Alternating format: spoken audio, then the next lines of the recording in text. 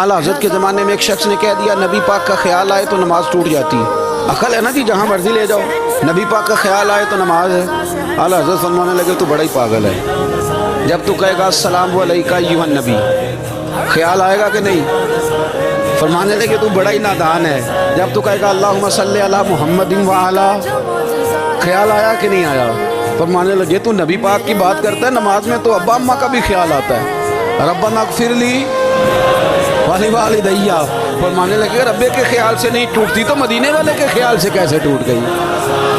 فرمانے لگے بڑا ہی بیوقوف ہے تو۔ اعلیٰ حضرت فرمانے لگے تو کہتے ہیں حضور کا خیال آئے تو ٹوٹ جاتی ہے؟ فرمانے لگے جب تک حضور کا خیال آئے نہ نماز ہوتی ہی نہیں، جب تک حضور کا خیال نہ آئے نماز ہوتی ہی نہیں، سوال ہی نہیں پیدا ہوتا۔ لوگوں نے کہا جناب وہ کس طرح؟ تو اعلیٰ حضرت فرمانے لگے اللہ نے کہا قرآن میں واقعی الصلاۃ، نماز پڑھو، یہ نہیں بتایا کتنی پڑھنی ہے، اور یہ بھی نہیں بتایا فجر کی کتنی پڑھنی ہے، یہ بھی نہیں بتایا ظہر کی، یہ بھی نہیں بتایا قیام کیسے کرنا ہے، ہمیں یہ بھی نہیں بتایا رکوع کیسے کرنا ہے۔ ہمیں کیسے پتہ چلا؟ جب صحابہ نے کہا نا رب کہتا ہے نماز پڑھیں تو کیسے پڑھیں، تو حضور فرمانے لگے نماز اس طرح پڑھو کرو جس طرح مجھے پڑھتے ہوئے دیکھتے ہو۔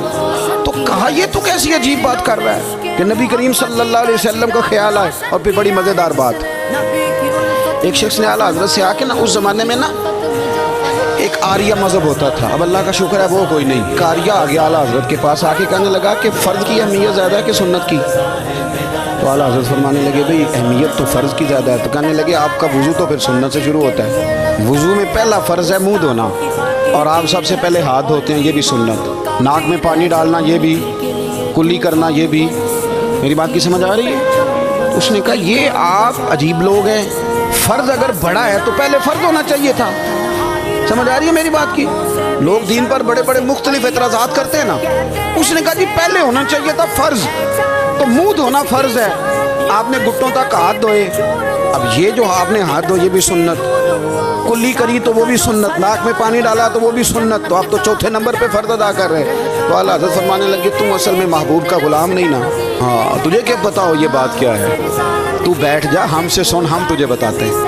اس نے کہا جی کیا مطلب؟ فرمانے لگے یہ محبوب جو ہے نا ہمارے، یہ ہمیں بڑی جگہوں سے بچاتے ہیں، یہ بچا بچا کے فرائض تک لے جاتے ہیں۔ کیا مطلب؟ کہنے لگے حضور نے ہمیں کہا ہے کہ پہلے نا ہاتھ دھو لو، پتہ چل جائے پانی زیادہ گرم تو نہیں، منہ جالی نہ جائے، فرمایا پھر ناک میں ڈال کے پتہ کرا لو کہ اس میں سے بدبو تو نہیں آتی، سنت بھی ادا ہو گئی، پتہ بھی چل گیا بو تو نہیں آ رہی، اور فرمایا پھر منہ میں ڈال کے چکھ لو کہ بد ذائقہ تو نہیں۔ اب یہ 3 سنتیں ادا کر کے تم فرض ادا کرو گے تو اللہ بھی راضی ہوگا، اللہ کے رسول بھی راضی ہوگا۔